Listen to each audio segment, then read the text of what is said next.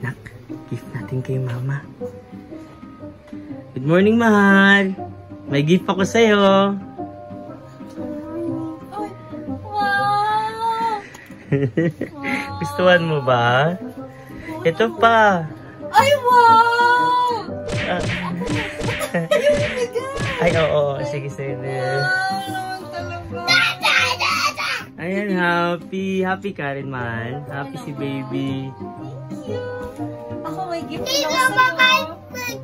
Ready ka na? Talaga? Ano yan? Sige. Ready? Set. Tadaan! Wow! Sige nga, gusto kong matry yan. Excited ako. So ayun, tumakbo na ako sa pinakamalapit na basketball court sa amin dahil gusto ko nang subukan ng regalo sa akin ni Mahal.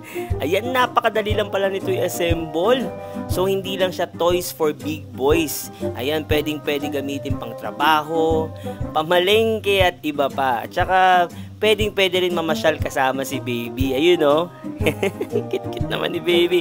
At syempre, wag nating kalimutang iangkas ang nagregalo ng ating electric scooter ng aking Mahal. So isipin nyo mga pare ko, 65 kilos ako plus siya almost 50 kilos. So kayang-kaya talaga ng Joyride M365 na ito.